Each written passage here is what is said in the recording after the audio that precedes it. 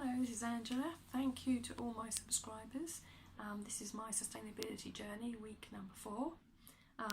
It's after Christmas. I was quite poorly after Christmas, so we've had a bit of a clear up quite a few days after Christmas and just about New Year's Day. And this is all the plastic that we have got. This is from vegetables, people bringing gifts, we had a party. We had unexpected visitors, and we already had quite a bit of plastic in our recycling bag before Christmas. So as you can see, for just the two of us, even though we've had a lot of family over, we've got quite a big family between us, there's a lot of plastic. We want to recycle it. It's all, generally speaking, single-use plastic, but we want to make it not single-use. So we've had several ideas. Then my favourite is this. This is a mushroom tray. This is a raw chicken meat tray. These are margarine tubs. And in the very bottom, there's 3 margarine tubs, is one of those chocolate protection pieces that you get in a box of chocolates, which I got as a gift, which I ate actually the gift before Christmas. But that goes in the bottom, okay, for a bit of extra insulation. There's no holes in the mushroom tray, but there is holes in the bottom of the margarine tub, and my husband very kindly made those with a screwdriver. As you can see, there's a little number at the top. Okay, the tubs are labelled 1, 2 or 3. I've had to trim down the side here so that they fit together better, because a bit of a tight squeeze. That's number 1 and that's number 2. And because we've trimmed the edges down, they sort of fit very nicely together. The plan is to use this as a mini greenhouse. And then also, of course, as the weather gets warmer, you can leave the window with the lid open. Round the back, I did originally think I could use pegs just to clip it on, but the pegs didn't clip very well. So I've actually made a hole with a very sharp darning needle, which also helped thread this thread through. The top and the bottom, I line them up, just an ordinary sharp needle basically. A darning needle is quite a thick needle, and this was a piece of leftover Christmas wrapping. So as I did it with a needle, I threaded this, I folded it up to thread it through the eye of the needle. Because it's quite thin, I managed to get it through the big needle of the hole of the darning needle, and then I just tied little bows on there, so you can actually pull them a bit tighter, or you can do it a bit tighter. I've left it fairly loose so that I can actually remove the lid quite easily. So that's the back of it. I haven't done an amazing job here, but you know, it's, considering it's rubbish, I think I've done quite well there. It's a mini little greenhouse. Right, that's that. The one thing I've made out of this one-use plastic. The reason why I like this greenhouse is we're in a flat, and we do have an allotment which is quite away from the flat, which is near where I work. But I quite like this idea so much because it's quite good for anyone to use. I've labelled it 1, 2 and 3, so you could sow some cut and come again lettuce every week or so, then it'll be ready week after week. So you've got a little bit of fresh lettuce each week, and it will fit on anyone's windowsill. Or if you've got a very thin, narrow windowsill, you could like put it on in the bathroom, or anywhere where there's enough light. Also, as it's made of rubbish, you could probably even leave it outside in a communal area, and if someone nicks it, well, they're welcome to your lettuce because it's only rubbish. Well, only rubbish. It's not only rubbish. That's the whole point. It's not single use. You can use it for lots of things.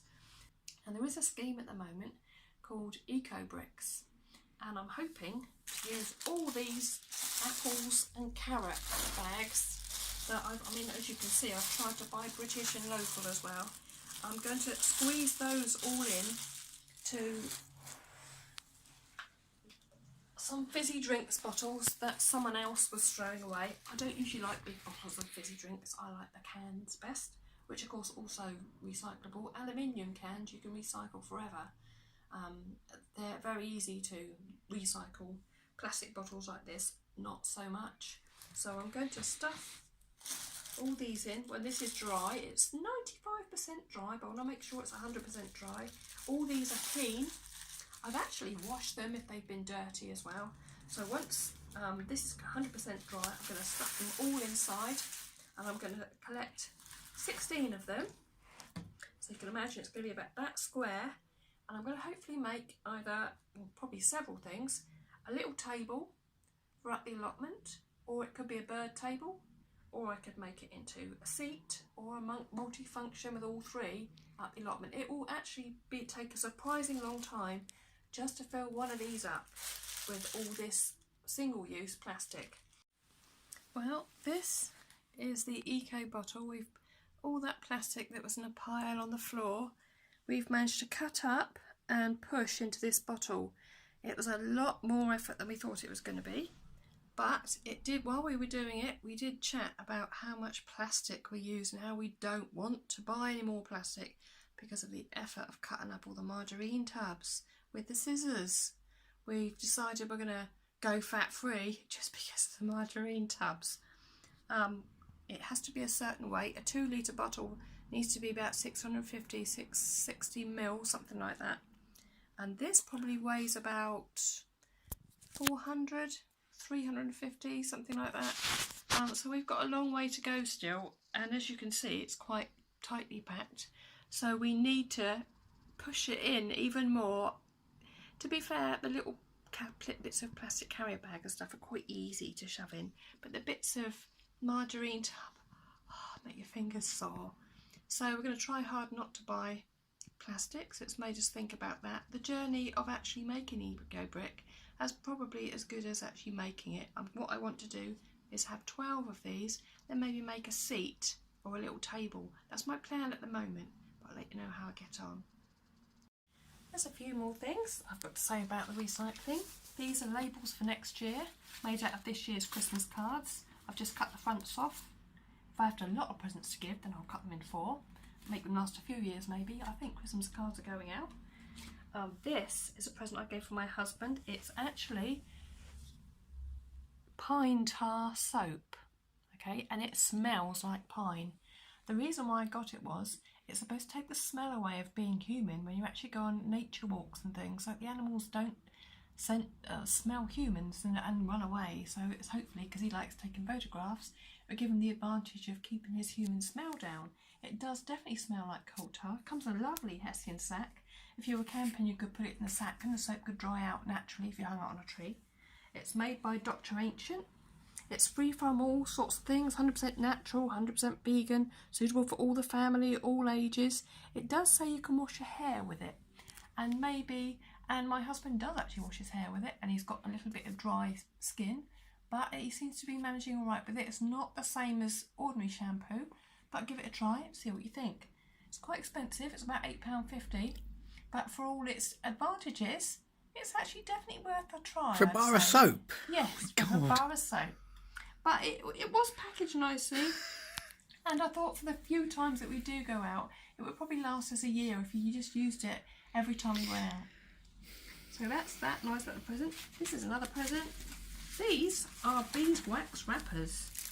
What happens is you put them over the top of a jar or a dish, or they come in lots of different sizes, or a cup for instance if you had some fizzy left over. Put it over the top of the cup, press it over the top of the cup, and the heat from your hand will help it stick to the glass, and that will make it airtight and keep your whatever's in the glass fresh. Also, we've got Project in Hand. This is what my husband had for Christmas.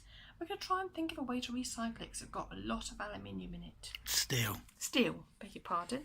And this was a really beautiful present as well.